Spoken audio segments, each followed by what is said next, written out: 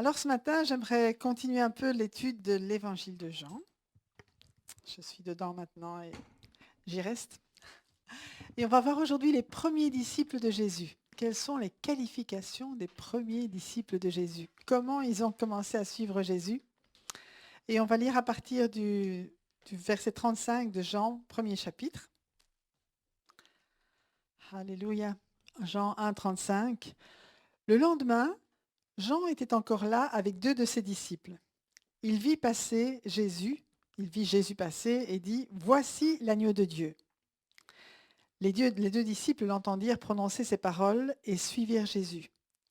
Jésus se retourna et voyant qu'ils le suivaient, il leur dit, que cherchez-vous? Ils lui répondirent, Rabbi, ce qui signifie maître, où habites-tu? Venez, leur dit-il, et voyez. Ils y allèrent donc, virent où il habitait et restèrent avec lui ce jour-là. C'était environ 4 heures de l'après-midi. On va s'arrêter là dans un premier temps. Et on voit ce sont les tout premiers disciples de Jésus. Et en fait, qu'est-ce qui s'est passé? C'est que ces disciples étaient déjà des disciples de Jean-Baptiste. Donc, ils avaient déjà été baptisés par Jean-Baptiste. Ils étaient déjà passés par la repentance. Ils avaient changé de vie. Ils avaient changé de mentalité pour être le plus possible en accord avec la parole de Dieu, parce que Jean-Baptiste, souvenez-vous, c'est celui qui annonçait la venue du Messie. C'est celui qui préparait le chemin dans les cœurs pour quand le Messie arriverait. Et donc, ces deux hommes, ils avaient suivi Jean et ils s'étaient préparés aussi dans leur cœur et ils savaient que Jean n'était pas la fin, mais qu'après lui viendrait quelqu'un de plus grand que lui, qui lui était le Messie qu'ils attendaient depuis des siècles. Amen. Et donc, ils avaient fait cette démarche de repentance. Vous savez que la repentance, c'est demander pardon, c'est une partie de la repentance. Mais la repentance, c'est vraiment le mot métanoïa, c'est vraiment un changement de mentalité qui va amener un changement d'attitude. C'est reconnaître que la façon dont on vivait avant n'est pas juste. C'est pas demander pardon pour demander pardon, hein. Vous savez, moi je me souviens quand on allait se confesser, ben, il fallait qu'on cherche quelque chose parce qu'on se demandait ce qu'on allait dire au curé, hein. Je ne sais pas si vous étiez comme ça, mais moi, quand j'étais jeune, c'était un peu ça. Mais là, c'est se laisser convaincre aussi par le Saint-Esprit de ce que notre attitude n'est pas juste et changer d'attitude, changer de mentalité. C'est parfois le plus difficile.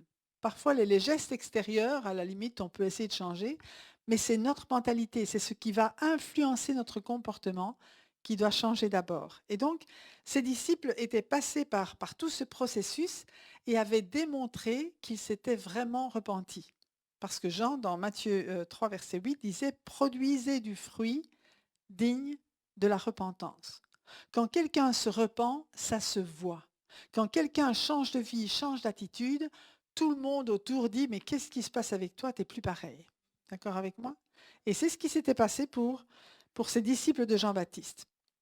Et là, Jean-Baptiste avait déjà reconnu le Messie, déjà lorsque Jésus s'était fait baptiser. Le Seigneur lui avait dit, eh bien, le jour où tu verras l'Esprit descendre comme une colombe, c'est lui le Messie. Donc Jean-Baptiste, au moment du baptême, si on peut lire dans Matthieu 4, mais ça je vais vous laisser faire, ou dans Matthieu 3, pardon, eh bien Jean-Baptiste avait reconnu en Jésus le Messie.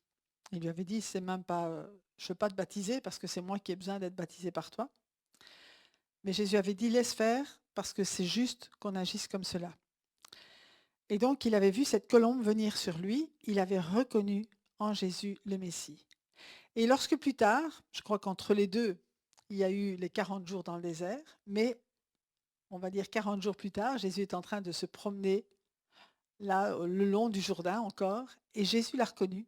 Il a dit, voici l'agneau de Dieu qui ôte le péché du monde. Les disciples dont on parle ici n'étaient pas là à ce moment-là avec Jean-Baptiste, mais le lendemain, quand il a vu de nouveau passer Jésus, les disciples, ces deux disciples-là, on va leur donner un nom après, enfin au moins un, étaient là et quand ils ont vu, ok, c'est lui celui dont tu parles depuis si longtemps, c'est lui le Messie, c'est lui finalement que nous devons suivre, et bien alors on va le suivre. Donc ils ont eu cette attitude eux-mêmes, c'est pas Jésus qui les a appelés dans ce cas-ci, on n'est pas dans le cadre de Jésus qui appelle les apôtres, on est dans le cadre de deux hommes qui voient Jésus passer, qui savent de par leur maître Jean-Baptiste que c'est le Messie et qui vont commencer à le suivre, mais le suivre de façon physique, je vais dire, ils vont marcher derrière lui. Hein, voilà, c'est une filature. Mais Jésus va bien sûr, à un certain moment, il va se retourner, il va se rendre compte et il leur dit, mais qu'est-ce que vous cherchez? Et donc là, ils vont d'abord l'appeler maître et ils vont dire, mais où habites-tu? Ça veut dire où demeures-tu? Et le mot qui est utilisé pour demeurer, c'est le même qui est utilisé dans Jean 15 quand Jésus va dire demeurez en moi et moi en vous dans Jean 15 verset 4, demeurez en moi et moi en vous, comme le sarment ne peut de lui-même porter du fruit s'il ne demeure attaché au cep, s'il ne demeure au cep, vous ne le pouvez pas non plus si vous ne demeurez en moi. Donc ici, il s'agit de non seulement d'habiter dans un lieu, mais surtout de demeurer en quelqu'un. Et Jésus, il va dire, ben, venez et voyez. Et non seulement ils vont le suivre jusque là où quand même il va dormir, hein, il va manger, dormir. Je ne sais pas trop dans The Chosen, on le voit dans la campagne, mais ici je ne sais pas en réalité ce qui se passe. Mais en tout cas, ils vont vivre avec lui cette soirée-là et la nuit, parce qu'il est déjà tard. Donc non seulement il dit, OK, vous voulez voir, venez voir, mais ils vont déjà goûter à cette communion intime avec Jésus. Amen. Et c'est ce que Jésus veut avec chacun d'entre nous. C'est vraiment qu'on puisse goûter à cette communion, pas seulement le suivre de loin, pas seulement savoir qui il est, pas seulement savoir qu'il est l'agneau de Dieu qui ôte le péché du monde, mais venir dans sa présence. Et par exemple, dans Apocalypse chapitre 3, verset 20, hein, un verset qu'on cite souvent lorsqu'on évangélise, et il dit, voici, dit Jésus, je me tiens à la porte et je frappe. Si quelqu'un entend ma voix et ouvre la porte, j'entrerai chez lui, je souperai avec lui et lui avec moi. Tiens, tiens, il s'agit encore de manger ensemble, hein, de souper avec lui. Le vainqueur, je le ferai asseoir avec moi sur mon trône, tout comme moi aussi j'ai vaincu et me suis assis avec mon Père sur mon trône. Que celui qui a des oreilles écoute ce que l'Esprit dit aux églises. Parce que ce passage au départ, même si on l'utilise pour amener quelqu'un au Seigneur, et je crois que c'est juste de le faire, mais ce passage au départ, il est réservé aux églises, à ceux qui déjà ont fait une démarche avec Jésus, à ceux qui déjà se rencontrent, mais qui peut-être ont laissé Jésus dehors à un certain moment. Vous savez, quand tout à coup ou bien progressivement les traditions viennent prendre le pas sur la relation. Hein, ça peut arriver à n'importe qui, quel que soit son niveau de spiritualité. À un certain moment, on dit, ah oui, il faut faire, il faut faire, il faut faire, et puis hop, oh, oh Jésus, je t'ai oublié. Hein, même en plein dans le ministère, ça peut arriver. On fait les choses parce qu'il faut les faire, parce qu'on a l'habitude. Mais oh Jésus, est-ce que tu es encore à l'intérieur? Et là, Jésus dit, mais je me tiens à la porte et je frappe. Ok, peut-être que tu m'as laissé dehors, mais c'est pas trop tard pour me faire rentrer à nouveau. C'est pas trop tard pour avoir cette communion intime avec moi. C'est pas trop tard, mais il est temps. Il est temps parce que si tu veux avoir la victoire, et on a chanté que nous sommes vainqueurs avec Jésus-Christ, Amen, il est le vainqueur et avec lui nous sommes vainqueurs. Mais pour être vainqueur, il faut être avec lui.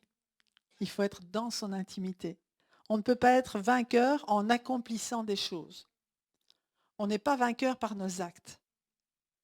On est vainqueur par notre foi qui a pour conséquence des actes. Il faut que nos actes soient des actes de foi. Amen. Tout est sanctifié dans nos vies par la parole et par la prière, par cette intimité avec Dieu.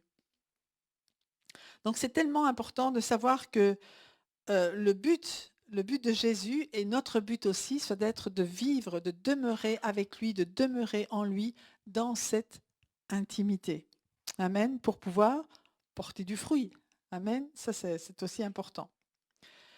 Alléluia. Alors juste une petite chose aussi par rapport à la repentance, avant de passer plus loin. La repentance, ce n'est pas quelque chose qu'on fait une fois dans notre vie. Hein, je me repens de tous mes péchés. Amen. J'oublie, je laisse mon ancienne vie derrière moi, je change de direction. Gloire à Dieu. Ça, c'est vraiment un moment très clair dans notre vie où on sait qu'on a fait cette démarche, où Jésus est venu habiter dans notre vie. Mais la repentance, le changement de mentalité, c'est quelque chose de progressif. Parce que c'est très difficile d'oublier toute la façon dont nous vivions avant et que tout d'un coup, on est comme des bébés. Hein, d'accord? Et un bébé, il doit apprendre. Et nous devons accepter d'être comme des enfants qui avons besoin d'apprendre tout à nouveau des nouvelles choses, ce que nous n'avions pas l'habitude de faire, des manières de penser que nous n'avions pas l'habitude d'avoir. Et ça peut prendre un certain temps, mais ça demande aussi notre relation intime avec Dieu. Et merci Seigneur, le Saint-Esprit est là pour nous conduire. Et dans Romains chapitre 12, hein, le verset 2, il nous dit, ne vous conformez pas au monde actuel, mais soyez transformés, soyez transfigurés. Et même le verbe utilisé, le temps utilisé, ça veut dire soyez continuellement transformés, soyez continuellement renouvelés par le renouvellement justement de l'intelligence, afin de discerner quelle est la volonté de Dieu, ce qui est bon, agréable et parfait. Et vous m'avez souvent entendu dire que parfait à nos yeux, ce n'est pas la perfection que Dieu veut. Amen. Nous, on cherche une perfection qui est visible, c'est tip-top, c'est comme ça, c'est comme ça, c'est comme ça, c'est parfait. Dieu, il cherche la perfection de notre cœur. Et la perfection de notre cœur, elle se manifeste dans la miséricorde et dans le pardon. Ça, c'est la perfection de Dieu. Soyez parfaits comme votre Père céleste est parfait, c'est soyez miséricordieux comme votre Père céleste est miséricordieux. Amen. J'aime le rappeler parce que ça aussi, ça fait partie de notre transformation de mentalité. Une autre traduction de ce verset de Romains 12,2 dit « Cessez d'imiter les idéaux et les opinions de la culture qui vous entoure. Mais soyez transformés intérieurement par le Saint-Esprit, par une reformation totale de votre façon de penser. Cela vous permettra de discerner la volonté de Dieu et de vivre une vie magnifique, satisfaisante et parfaite à ses yeux. » C'est beau, hein? C'est vraiment de cela que nous avons besoin, hein, de ne pas nous laisser imprégner tout à nouveau par la culture qui nous entoure et qu'on est entouré, d'accord? On tourne les yeux à gauche, on tourne les yeux à droite, on écoute l'un, on écoute l'autre, on est dedans. Mais la Bible nous dit, ne vous laissez pas influencer par cela, mais simplement laissez-vous transformer intérieurement par la personne du Saint-Esprit qui vit en vous et qui vous rend semblable à l'image de Jésus. Extérieurement, mais surtout et d'abord dans notre mentalité, dans notre façon de penser, dans notre façon de voir, de regarder autour de nous, de regarder les choses, mais surtout aussi de regarder les personnes. Ne les regardons pas avec des yeux humains. Vous savez, nous, on est habitués, depuis notre plus jeune âge, à voir les défauts. Il suffit d'aller à l'école. Les professeurs, ils ne soulignaient jamais les bonnes réponses. C'est vrai. Ils soulignaient que les fautes. Donc, notre mentalité, c'est de voir ce qui ne va pas. D'accord? Ça, on est formaté pour voir ce qui ne va pas chez les autres et chez nous-mêmes et dans les choses qu'on regarde. Je reconnais, moi je suis comme ça, je suis formaté comme ça. Mais la Bible dit le contraire. Dieu, il ne regarde pas ce qui ne va pas, il sait que ça ne va pas de toute façon. Donc ne vous inquiétez pas, on ne le berne pas, mais ce qu'il veut voir en nous, c'est son image. Et son image, à lui, elle est parfaite. L'image de Dieu en nous, elle est parfaite. Amen. C'est juste à nous à la laisser paraître. Tout simplement, elle est là. Le Saint-Esprit forme l'image de Jésus en nous. Il faut juste oser la laisser paraître Jésus à travers nous. C'est vrai pour chacun d'entre nous. Arrêtons de nous focaliser sur ce qui ne va pas et focalisons-nous sur l'image de Jésus en nous pour la laisser paraître, la laisser grandir d'en plus en plus. Amen. Alléluia, gloire à Dieu. Dieu est si bon. Amen. Alors on va continuer au verset 40. André, le frère de Simon-Pierre, était l'un des deux qui avait entendu les paroles de Jean et qui avait suivi Jésus. En voilà un qui est démasqué. Enfin, on connaît son nom. L'autre, on ne le saura jamais en fait. J'ai continué à lire, on ne connaît pas l'autre, le nom du deuxième disciple qui était avec André. Mais André était là. Il rencontra d'abord son frère Simon, donc André, et lui dit, nous avons trouvé le Messie, ce qui correspond à Christ. Nous avons trouvé le Christ, nous avons trouvé le oint. Il le conduisit vers Jésus. Jésus le regarda et dit, tu es Simon, fils de Jonas. Tu seras appelé Céphas, ce qui signifie pierre, caillou. Voilà, tu seras maintenant un caillou. Oups, ok.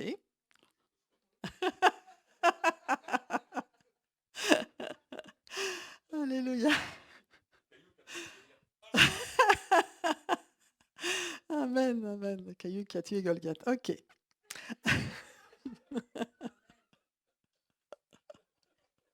C'est bien.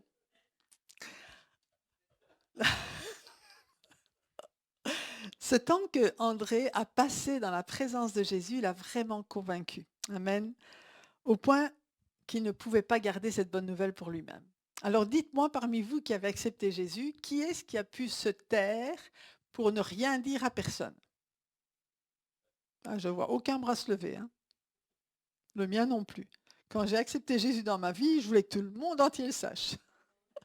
Je voulais le dire, c'était trop beau, c'était trop fort, c'était une transformation dans mon cœur, dans ma vision, c'était trop beau. C'était toujours beau, hein, mais à ce moment-là, il fallait que j'en parle. Ce n'était pas possible autrement, alors que j'étais hyper timide. Mais là, pour Jésus, je n'étais plus. Donc, il ne pouvait pas garder cette nouvelle pour lui. Et il avait rencontré le Messie. Et il savait que son frère, ben, lui aussi, il attendait le Messie. Donc, ce message, dans un premier temps, ça s'adresse à ceux qui aspirent à la venue du Messie. Et donc, il dit, ben voilà, moi je l'ai rencontré, il faut que mon frère le sache. Donc, quand on fait une véritable rencontre avec Jésus, c'est impossible de le garder pour soi, tout le monde doit le savoir, et en particulier nos bien-aimés, les personnes de notre famille, les gens qu'on côtoie de façon régulière, ben, déjà eux, ils vont se rendre compte qu'il y a un changement, donc il faut au moins leur expliquer ce qui s'est passé. Mais on veut que tout le monde vienne, on veut que tout le monde connaisse cette joie, connaisse vraiment ce bonheur que nous avons. Et là, André, ben, il ne s'est pas borné à annoncer la bonne nouvelle à Simon, parce qu'on peut le dire à tout le monde. Ok.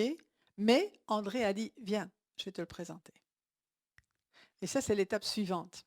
Hein, le témoignage, c'est bien. Être témoin, c'est dire ce que Dieu a fait dans ma vie, mais c'est aussi permettre aux personnes de rencontrer Jésus. C'est prendre la personne par la main et dire, viens, je vais te présenter à Jésus pour que toi aussi, tu aies une rencontre personnelle avec lui. Pour que toi aussi, tu puisses, quelque part, décider pour toi-même si tu veux le suivre ou pas. Présenter quelqu'un à Jésus, ce n'est pas le forcer à accepter Jésus. C'est lui le mettre en contact avec Jésus. Et ça se fait, aujourd'hui, ça se fait par la prière. Quelqu'un même qui ne veut pas accepter Jésus, c'est pas grave. Je peux prier pour toi, tu pries pour lui, et puis le Seigneur, il fait son œuvre. C'est le Saint-Esprit qui convainc, c'est pas nous. Mais il fait ça très bien. Je vous assure que le Saint-Esprit, il travaille très, très, très bien. Et il respecte la personne tout en allant toucher ses besoins et en l'amenant progressivement à lui. On voit des miracles extraordinaires de ce côté-là. Amen. Donc, permettre à la personne de rencontrer Jésus, et c'est ce que vraiment, quand on rencontre Jésus, je vous ai dit, notre vie a changé, et quand Simon a rencontré Jésus, sa vie a changé. Et Jésus avait directement une parole pour lui. Il voit Simon et il le connaît. Et il sait qui il est. Il dit, toi, tu es Simon, fils de Jonas, mais tu vas être appelé caillou. Parce qu'en fait, tu vas être un caillou. Tu vas être un roc. Quelqu'un sur qui on va pouvoir s'appuyer. Quelqu'un qui ne va pas se décomposer à la moindre difficulté. Quoique. Hein. Alors, c'est prophétique. Au moment où Jésus parle, c'est prophétique. Parce que quand Jésus nous adresse une parole, quand nous recevons une parole prophétique, ce n'est pas spécialement quelque chose qui est aujourd'hui pour demain. Ça peut prendre un certain temps de préparation. Et pour Pierre, on sait que son cheminement avec Jésus, ça n'a pas été un sans faute. D'accord? Il a dit des bêtises, il a fait des bêtises, il a renié Jésus, mais ce que Jésus voyait, c'était après. Et il a dit, mais toi, tu es Pierre. Et vous vous souvenez, un peu plus tard, il dira, tu es Pierre, et sur ce roc, sur cette déclaration que tu as faite, que Jésus est le Messie, loin de Dieu, sur cette déclaration, je vais bâtir mon Église. Donc, Jésus a de la suite dans les idées, mais ce n'est pas parce qu'il va prophétiser quelque chose sur notre vie que directement, ça s'accomplit. Il y a toute la préparation du cœur, il y a vraiment tout un cheminement avec Dieu qui commence et qui va nous conduire vers ce but. Amen. Et Dieu travaille nos cœurs. Alors, je ne sais pas où chacun en est. Là où nous sommes arrivés, marchons d'un même pas. Mais Dieu a un chemin pour chacun d'entre nous, pour nous faire arriver au but que lui, il veut pour notre vie. L'important pour nous, c'est de ne pas se décourager et de ne pas se retirer de lui, mais de demeurer en lui, afin que nous puissions porter toujours plus de fruits. Amen. Donc Jésus voit en Simon un homme qui va devenir un roc, quelqu'un de solide sur qui d'autres vont pouvoir s'appuyer. Il voit le produit fini, mais la transformation va seulement commencer et va prendre à peu près 4 ans. Enfin, 3 ans et demi. Voilà, la vraie transformation, on va voir un Pierre changé, transformé le jour de la Pentecôte, quand le Saint-Esprit va venir sur lui. Mais tout le reste aura été une préparation, parce que là, le Saint-Esprit va lui rappeler tout ce qui s'est passé. Si nous avons les évangiles aujourd'hui, les évangiles n'ont pas été écrits pendant que Jésus vivait. Ils ont été écrits après la mort et la résurrection de Jésus. Ils ont été écrits sous l'inspiration du Saint-Esprit qui a rappelé exactement les événements de la vie de Jésus qui étaient importants pour nous aujourd'hui et pour toutes les générations. Amen. Et même Jean a dit à un certain moment, mais si on devait écrire tout ce que Jésus a fait, ça prendrait des bibliothèques entières. Des bibliothèques entières ne pourraient pas le contenir. Donc, ce qui est là, c'est vraiment le suc. C'est ce qui est nécessaire pour notre vie chrétienne aujourd'hui pour qu'on marche dans les voies de Dieu. Amen. Ça va jusque-là? On continue. Verset 43. Le lendemain, encore, Jésus décida de se rendre en Galilée. Il rencontra Philippe et lui dit « Suis-moi ». Ça, c'est le premier à qui il va dire de le suivre. Philippe était de Bethsaïda, la ville d'André et de Pierre. Philippe rencontra Nathanaël et lui dit « Nous avons trouvé celui que Moïse a décrit dans la loi et dont les prophètes ont parlé, Jésus de Nazareth, fils de Joseph. » Je m'arrête là. Donc, le lendemain, Jésus est parti en Galilée et là, il rencontra. Mais le vrai mot, c'est pas rencontrer, c'est trouver. Il a trouvé après avoir cherché. Il a trouvé Philippe. Donc, quand Jésus est parti en Galilée, il partait dans un but aussi. Jésus fait rien au hasard. Amen.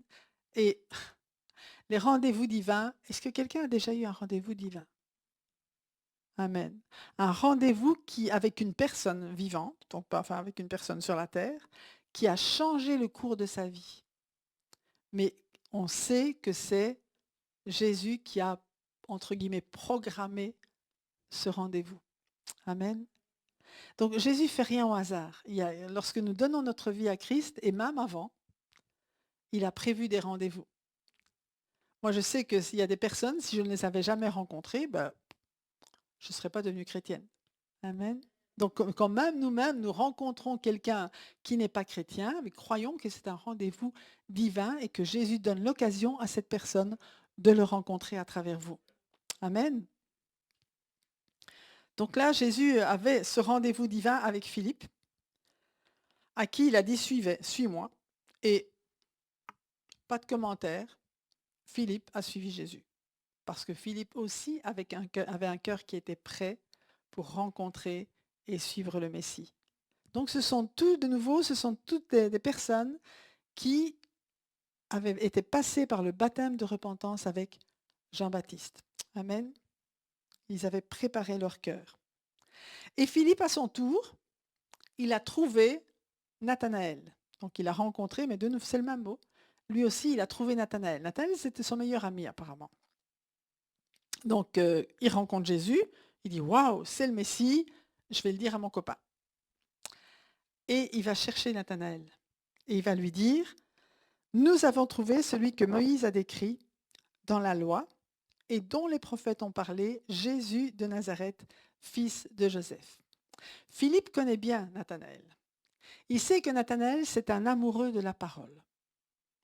C'est quelqu'un qui cherche dans la parole de Dieu. C'est quelqu'un qui veut trouver tous les indices qui vont lui permettre de rencontrer lui aussi le Messie. Ce qui va expliquer sa réaction après. Mais donc, je disais que tous les déplacements de Jésus étaient intentionnels. Alléluia. OK. Mais quand Philippe va annoncer à Nathanaël que Jésus vient de Nazareth, là, il y a un hic. Parce que Nathanaël cherche dans la parole de Dieu. Il a sûrement compris que Jésus était né à Bethléem. Mais Nazareth, il l'a vu nulle part. Le mot Nazareth, le nom de la ville de Nazareth, il ne l'a vu nulle part. Par contre, la Bible nous dit que Jésus était un Nazaréen. D'accord? Donc il était vraiment consacré, c'était quelqu'un qui était complètement consacré à Dieu. Et le mot Nazer, donc d'où vient le mot Nazareth, veut aussi dire la branche. Donc là aussi, on peut dire que Jésus, c'est la branche, c'est le rejeton qui vient d'une terre, terre desséchée. C'est ça? OK. Donc il y avait quelque chose quand même de Nazareth dans la parole de Dieu, mais pas la ville elle-même. Ce qui veut dire que Nathanaël, tout simplement, qu'est-ce qu'il va dire? Vous savez, il va répondre à Philippe, peut-il sortir quelque chose de bon de Nazareth? C'est une bonne question. Quand on cherche la parole de Dieu, qu'on veut savoir est-ce que ce qu'un tel dit, on va se poser des questions. Dis donc, je ne vois pas dans la Bible que c'est écrit. On a des réactions comme ça aujourd'hui parfois. Parfois, Dieu fait des choses nouvelles et on dit, mais c'est écrit où ça? Est-ce que c'est vraiment Dieu? Et c'est une bonne question. D'accord? C'est une question qu'il faut se poser, mais qu'il faut demander au Saint-Esprit aussi. Il ne faut pas seulement trouver la réponse dans notre intelligence, il faut trouver la réponse dans la rencontre avec Dieu de nouveau.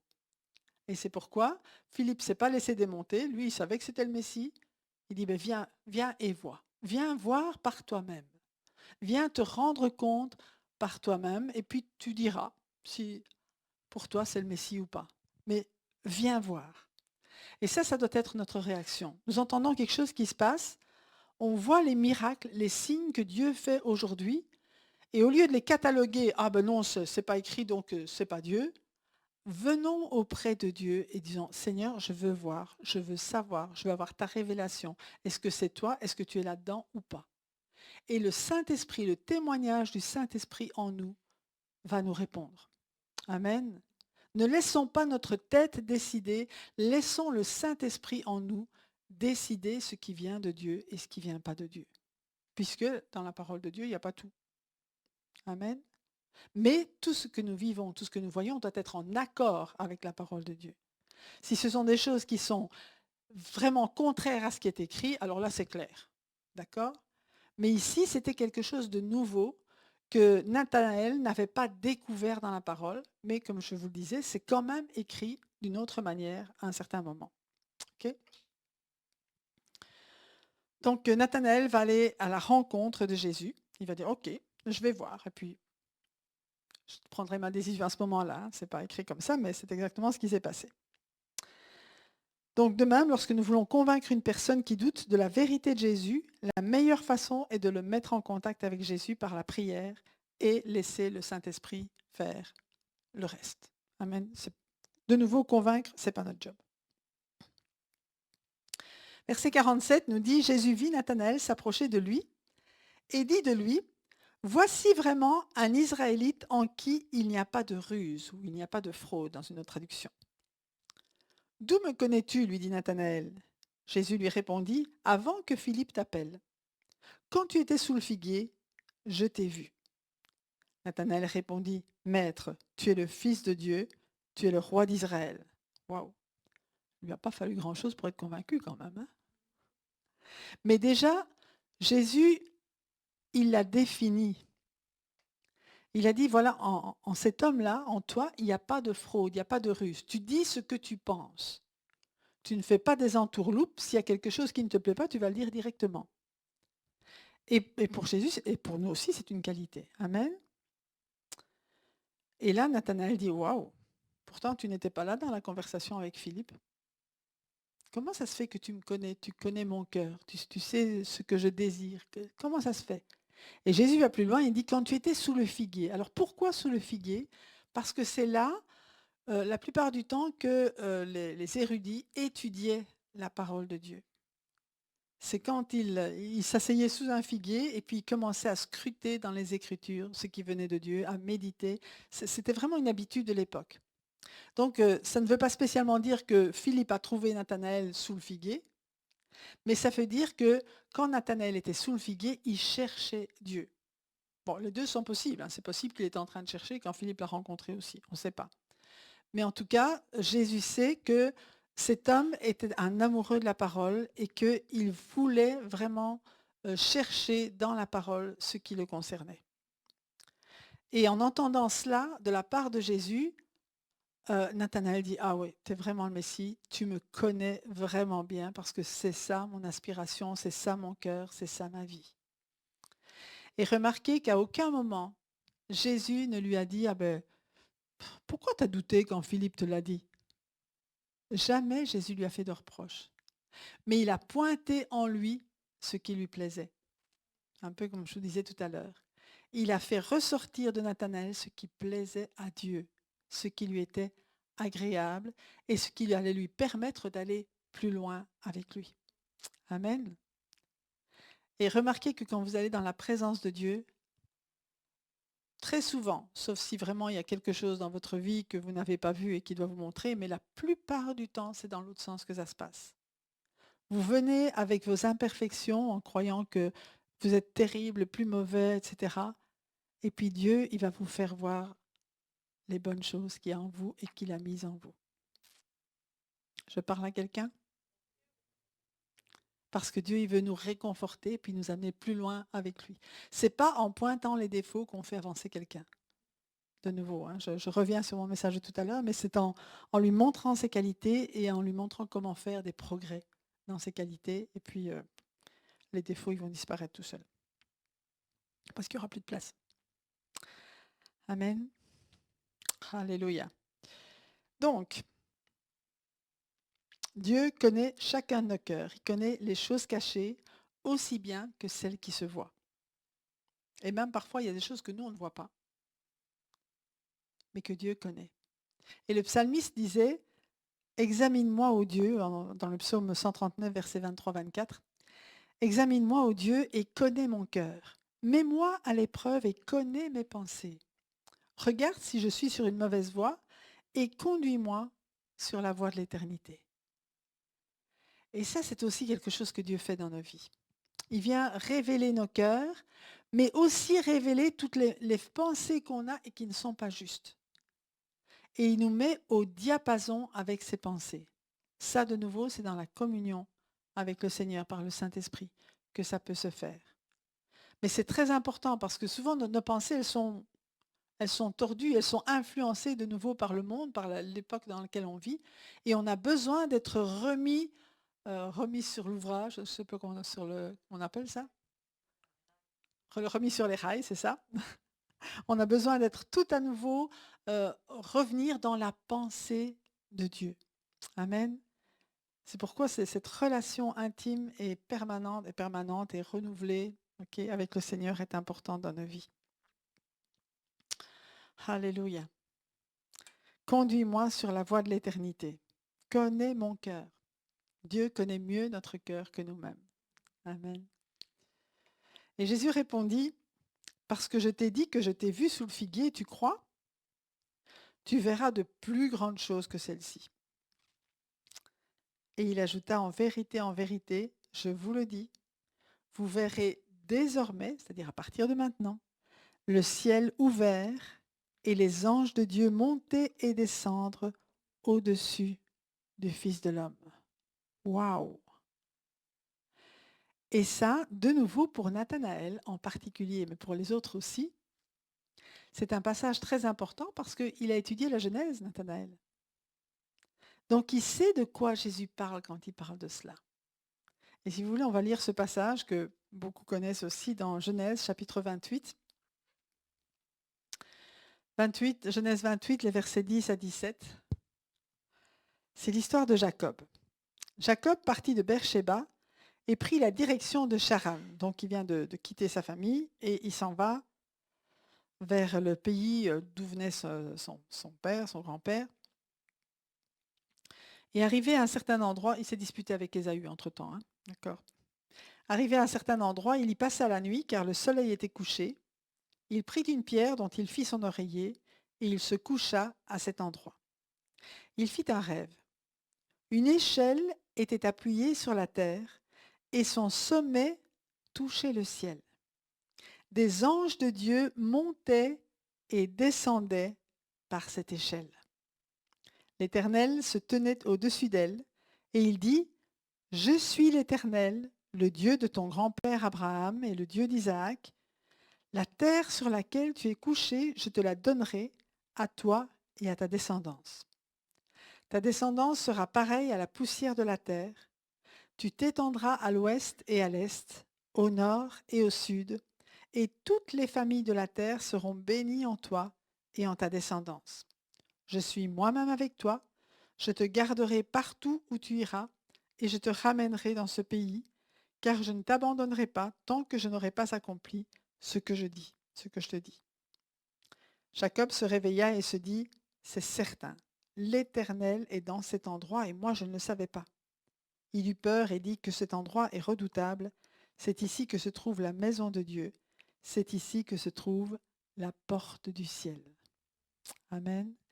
Et là, Jésus vient reprendre la même image en disant, il y a les anges de Dieu qui montent et descendent au-dessus du Fils de l'homme. C'est comme si Jésus lui-même était cette échelle qui nous donne accès au ciel, qui nous donne accès à la porte du ciel.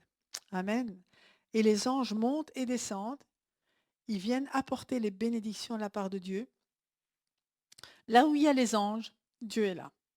Amen. Partout, lorsque on a des visions d'anges ou quoi que ce soit, il y a une présence de Dieu qui est extraordinaire et on peut dire que le ciel est ouvert. Quand les anges sont là, c'est que le ciel est ouvert et que Dieu agit.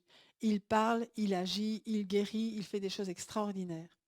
Mais les anges sont les messagers de Dieu. Et donc c'est ce qui s'est passé pour Jacob. Il a eu peur, bien sûr, parce que lui, il n'était pas spécialement dans un bon état d'esprit quand il est parti.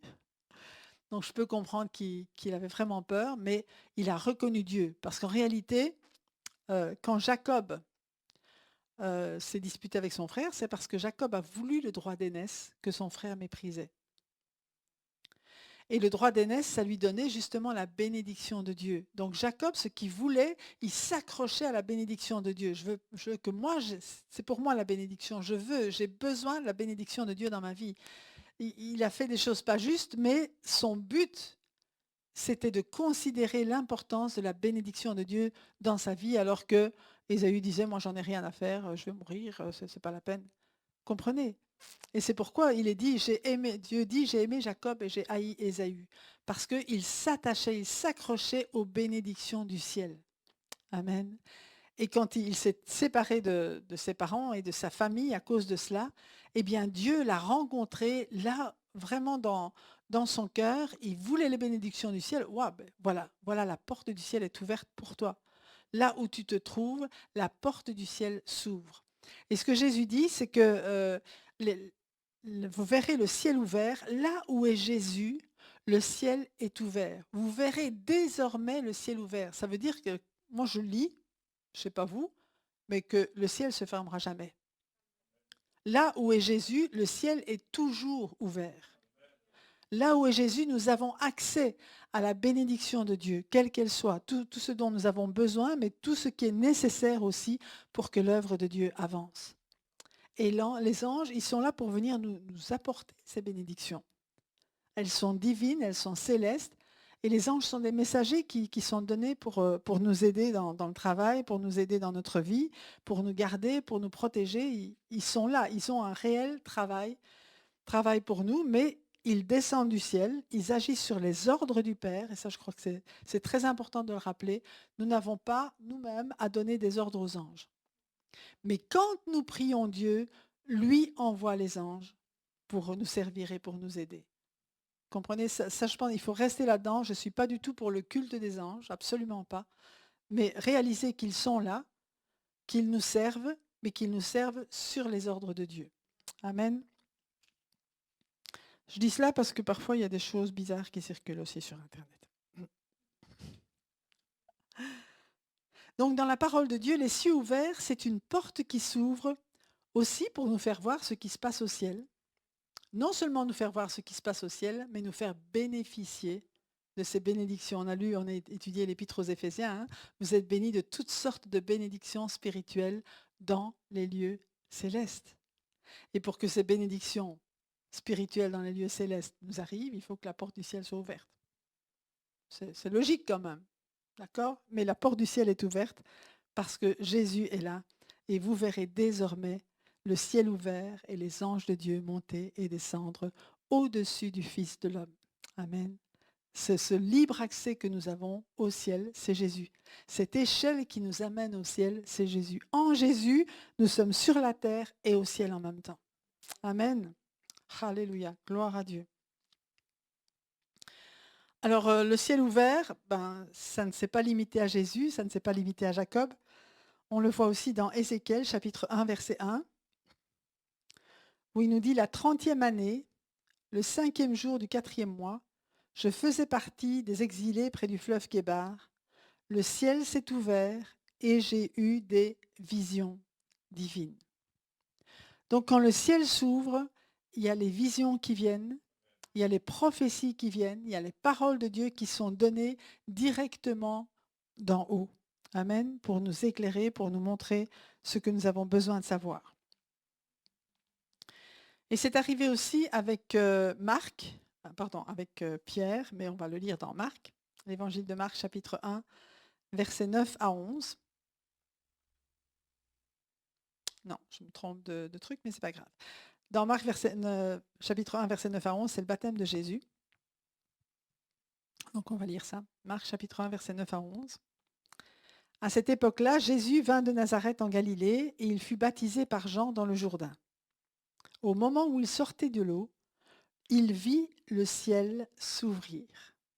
Donc dès le moment où Jésus a été baptisé, le ciel s'est ouvert.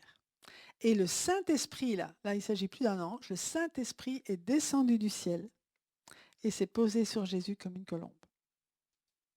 Et Jean l'a vu. Là, je trouve que c'est extraordinaire. C'était vraiment là. Il a eu cette vision. Il ne nous est pas dit que tout le monde l'a vu. Il n'est pas dit que tout le monde l'a entendu.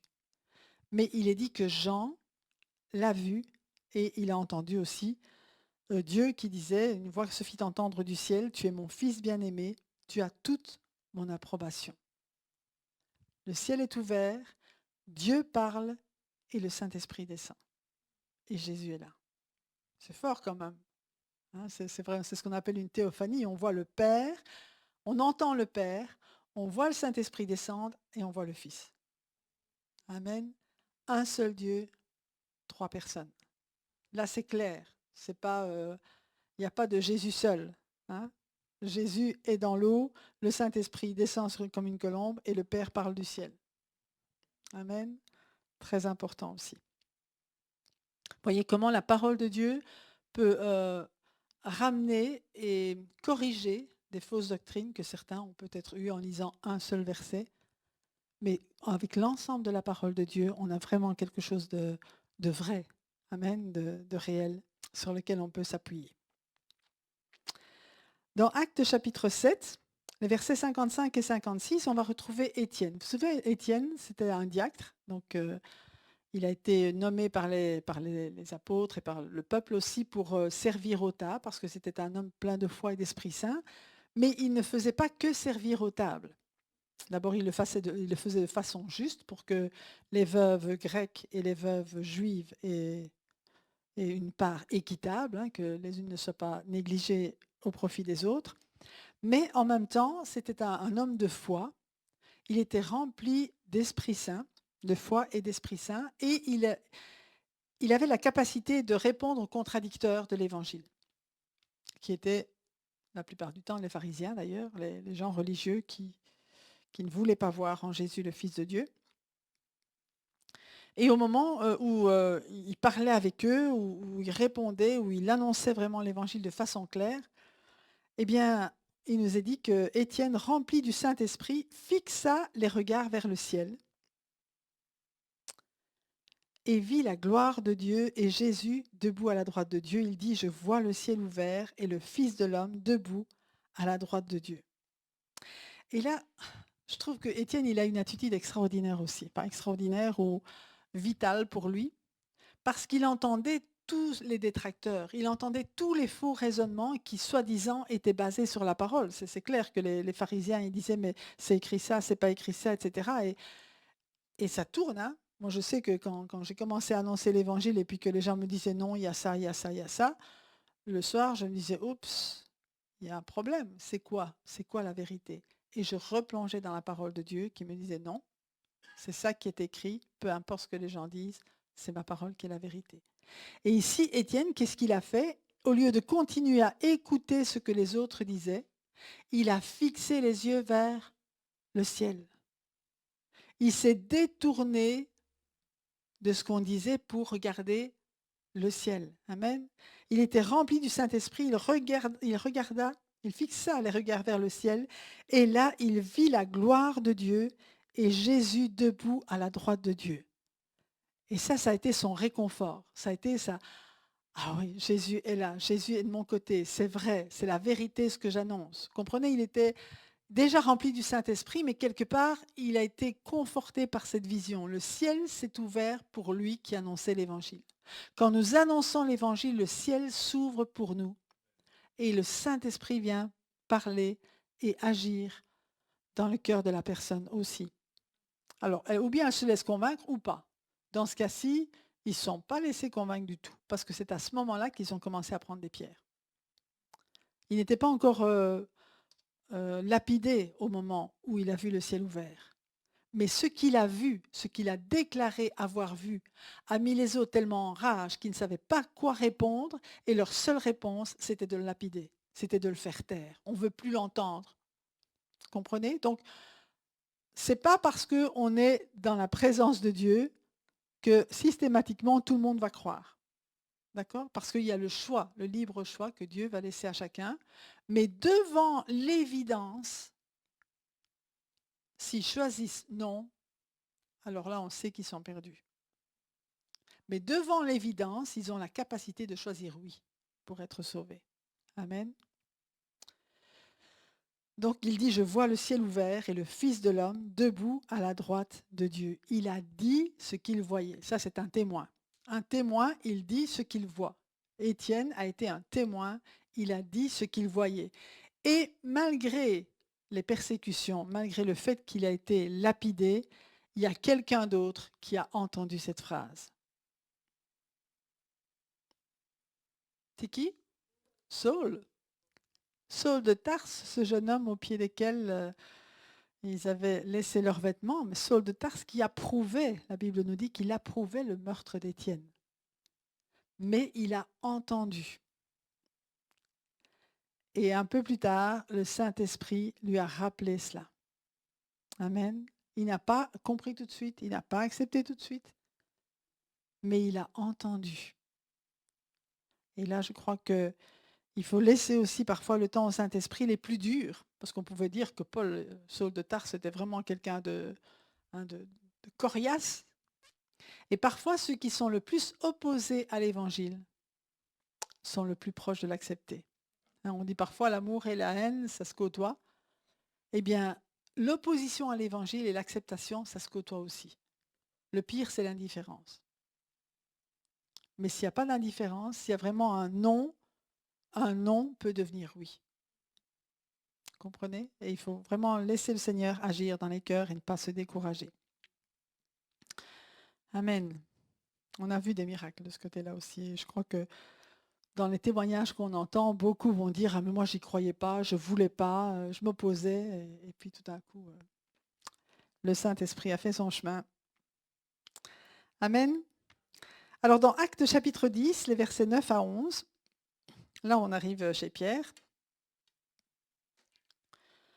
Ça se passe au moment où Corneille a eu la vision d'envoyer chercher Pierre pour que Pierre lui annonce la bonne nouvelle. Donc, pour rappeler l'histoire de Corneille, Corneille était un homme qui craignait Dieu. Il ne le connaissait pas, il n'était pas juif, donc c'était un centenier romain, mais quelque part, il avait du respect pour Dieu, il faisait des offrandes, il donnait vraiment pour l'œuvre de Dieu, et il priait.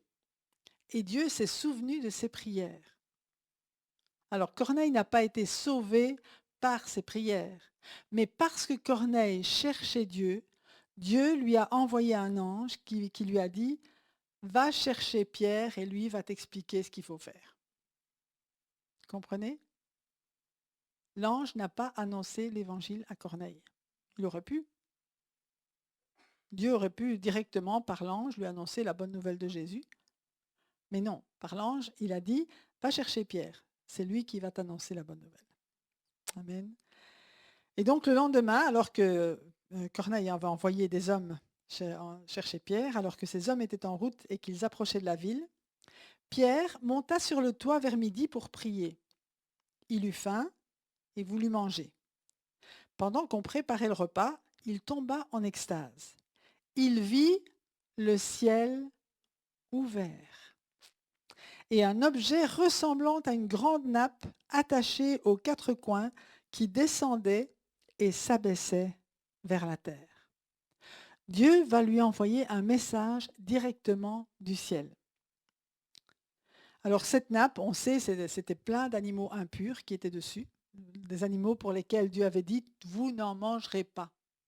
D'accord? Dieu avait donné un ordre clair: ces animaux-là, ce sont des animaux impurs, vous ne les mangerez pas. Mangez seulement les animaux purs. Mais sur la nappe, c'était que des animaux impurs. Et Dieu lui dit: tue et mange. Donc Pierre, qu'est-ce qu'il a fait? Il dit: non, c'est pas écrit, je crois pas. Non, mais non, écoute, il savait que c'était Dieu quand même, parce qu'il a vu le ciel ouvert. Mais il a dit: mais je comprends pas, tu as dit qu'on pouvait pas, maintenant tu dis qu'il faut le faire. Et Dieu a dû lui dire 3 fois: tue et mange. Et il explique: ne déclare pas impur ce que moi j'ai déclaré pur. Ça veut dire que ce qui était impur avant, aujourd'hui, je le déclare pur. Et puis, ok, Pierre a dit d'accord et la nappe a disparu. Et les hommes sont arrivés pour inviter Pierre à rentrer dans la maison d'un non-juif, d'un Romain. Ce n'était même pas un Samaritain, là. On a vu l'histoire de la Samaritaine, mais là, ce n'était pas un Samaritain, c'était un Romain. Et les Juifs n'avaient pas le droit de rentrer dans la maison des Romains, selon la loi. Et là, Dieu a dit: ne déclare pas impur ce que moi j'ai déclaré pur. Et là, Pierre a compris le sens de la vision. Il a accompagné ces hommes chez Corneille. Corneille a accepté le Seigneur, il a été baptisé du Saint-Esprit. Ça a été le premier païen, le premier non-juif à recevoir Jésus dans sa vie à travers Pierre qui avait vu la vision. Donc vous voyez, quand on a le ciel ouvert, ça peut aussi nous troubler dans notre mentalité. Parce que quand Dieu nous parle, il savait que c'était Dieu qui lui parlait directement. S'il n'avait pas eu cette assurance que c'était Dieu, il ne s'en serait même pas occupé. Mais il savait que c'était Dieu qui lui parlait. Alors c'est sûr qu'il a discuté avec lui pour comprendre. Mais n'empêche qu'il a obéi. Quand le ciel est ouvert, on sait que Dieu est là. C'est pas quelque chose de fabriqué. Le ciel ouvert, c'est vraiment Dieu qui agit. Le ciel ouvert, ça vient d'en haut. Ça vient de Dieu lui-même qui nous montre les choses que nous devons faire, les choses qui doivent changer aussi dans notre mentalité. Il nous aide, hein. Parfois, on n'y arrive pas tout seul. Et la Pierre n'aurait jamais pu changer tout seul de mentalité, même si Jésus avait dit: allez par tout le monde. Parce que ce que les disciples avaient compris à ce moment-là, c'est aller par tout le monde, trouver tous les Juifs qui sont dans le monde et annoncer-leur la bonne nouvelle. Même si dans l'Ancien Testament, il était question que toutes les nations allaient venir à Dieu, dans leur mentalité, ça, ils n'avaient pas enregistré du tout. Et il a fallu vraiment cette vision et le ciel ouvert pour que la mentalité de Pierre change. Et il a fallu encore pas mal de discussions pour que la mentalité des autres change. Il a fallu se défendre, il a fallu vraiment exprimer. Et Paul, qui a eu plein de problèmes aussi, parce qu'il allait annoncer l'évangile aux non-juifs et que les juifs voulaient ramener les non-juifs sous la loi. Et aujourd'hui encore, ce problème-là n'est pas résolu partout. Mais il faut que dans nos cœurs, ce soit clair que le salut, il est seulement en Jésus-Christ, que ce soit pour les juifs ou pour les non-juifs. Amen. Et on a vu dans Éphésiens pendant cette semaine que des deux, des juifs et des non-juifs, Jésus n'en avait fait qu'un et qu'il y avait un seul salut, une seule foi, un seul baptême pour l'un et pour l'autre. Amen. Donc, le ciel ouvert, waouh. Même Ésaïe disait dans 64, il dit aussi, tu fendais les cieux si tu voulais descendre et que devant toi les montagnes se fondent, etc. Donc, on cherche encore ce ciel ouvert, mais on n'a pas à le chercher longtemps en fait. Parce que ce que je vous disais, c'est que là où est Jésus, le ciel est ouvert. Quand nous sommes en communion avec Jésus, le ciel est ouvert sur nous. Nous avons un accès direct au ciel. C'est quand même extraordinaire qu'aujourd'hui, nous pouvons aller au ciel directement en Jésus-Christ. Et on peut se retrouver devant Dieu et parler avec notre Papa Céleste de façon tout à fait libre et recevoir ses instructions. C'est peut-être un exercice qu'on doit faire un peu plus souvent, hein, mais réaliser que vraiment c'est là notre place. Et dès le moment où Jésus a dit « Désormais vous verrez le ciel ouvert », quand il a dit ça à Nathanaël, je vais terminer avec ça. Nathanaël, entre parenthèses, on va le retrouver dans les apôtres plus tard sous le nom de Barthélemy. D'accord. Donc on dirait que Nathanaël n'y apparaît que là, mais non. Tout le monde est d'accord pour dire que Nathanaël, c'est Barthélemy. Mais dès ce moment-là, on peut dire que chaque fois qu'il y a eu un miracle, et il y en a eu toute la vie de Jésus, ça a été que des miracles, eh bien le miracle, c'est vraiment le ciel ouvert qui vient pour vraiment que le miracle s'accomplisse. Hein. C'est par la puissance du Saint-Esprit, mais le ciel est ouvert et puis les anges apportent les bénédictions. Amen. Alléluia, merci Christine. Waouh, le ciel ouvert. Amen. C'est des belles choses, ça que Dieu nous dit. Hein? Le ciel ouvert. Et j'aimerais vous lire un texte dans 2 Corinthiens 12. 2 Corinthiens 12, versets 2 et 3, où Paul dit ceci, « Je connais un homme en Christ qui, il y a 14 ans, a été enlevé jusqu'au 3e ciel. Était-ce dans son corps ou à l'extérieur de son corps? Je l'ignore. Mais Dieu le sait. Et je sais que cet homme était-ce dans son corps ou à l'extérieur de son corps? Je l'ignore, mais Dieu le sait, a été enlevé au paradis et a entendu des paroles inexprimables qu'il n'est pas permis à un homme de redire. » Waouh! Et là, l'apôtre Paul, probablement il parle de lui, on ne sait pas, mais on pense que c'est ça, il veut rester humble, et dit, moi je suis allé au paradis. Il est rentré dans la dimension céleste de Dieu. Non seulement le ciel est ouvert, comme ça nous a été enseigné ce matin, mais nous pouvons et nous sommes invités à aller régulièrement dans les lieux célestes. Merci pour les amens. Demandons, Seigneur, de vivre cette expérience d'une façon facile, puisque nous avons, dit l'apôtre, l'écrivain, de l'épître aux Hébreux, que nous avons un libre accès devant le trône. Et si le roi me dit, Pierre, tu viens quand tu veux au palais, je serai toujours là pour toi. Il y a du champagne, il y a du caviar, il y a toutes sortes de bonnes choses, toutes sortes de plats exotiques. Viens et sers-toi, prends tout ce qu'il y a là. Euh, Moi, je dirais, bon, pas l'envie d'aller. Vous feriez ça si le roi vous disait ça? Non, vous diriez, hey, quand je vais au palais là. Tu arrives au palais, le garde dit, qui êtes-vous, Pierre? Oh, le roi vous attend. C'est ça que la Bible nous dit. On a un libre accès là-haut à cause de Jésus. Nous ne sommes plus dans le monde, nous sommes en Jésus. Et en Jésus, il y a tellement de bénédictions que nous sommes appelés à aller les prendre. Alléluia. On a parlé d'une femme qui était la femme la plus avare de son état. Parce que ça coûtait cher de chauffer le lait, elle ne le chauffait pas. Elle pouvait aller à l'hôpital public où c'était gratuit, mais elle n'y allait pas parce qu'il fallait payer le bus. Elle était avare. Mais quand elle est morte, il y avait 100 millions de dollars sur son compte en banque. Et dans sa maison, dans son matelas. Vous savez comment font les vieilles personnes. Elle était riche. Mais elle n'avait jamais utilisé son argent. Nous, chrétiens, nous sommes riches. Dieu a dit, à moi appartiennent l'or et l'argent. Dieu a dit, tout ce qu'il y a sur la terre, ça m'appartient. La terre est à moi et tout ce qu'elle comprend. Un psaume qui nous dit cela. Alors, moi je me dis, je suis devenu un enfant de Dieu.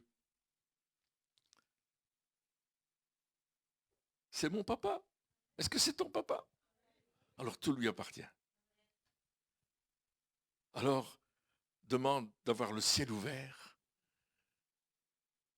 de comprendre cette dimension de la parole de Dieu. Et sers-toi, le roi t'attend. Seigneur, te bénissons pour cette parole qui nous dit que le ciel est ouvert, que nous avons la possibilité, le privilège, la bénédiction de voir le ciel et d'y entrer et d'aller dans ce royaume du Fils de ton amour où tu nous as transportés à travers le salut que tu nous donnes en Jésus-Christ. Et parce que nous sommes en Christ et que Christ est en nous, nous voulons devenir ce corps, cette Église qui vit ta présence. Et j'appelle cette onction de révélation sur nous aujourd'hui, pour que là, à notre dimension, là où nous sommes en tant qu'êtres humains, en tant que fils et filles de Dieu, nous puissions découvrir la révélation de ce qu'est le ciel ouvert. C'est dans le nom de Jésus que je te prie, Père. Amen.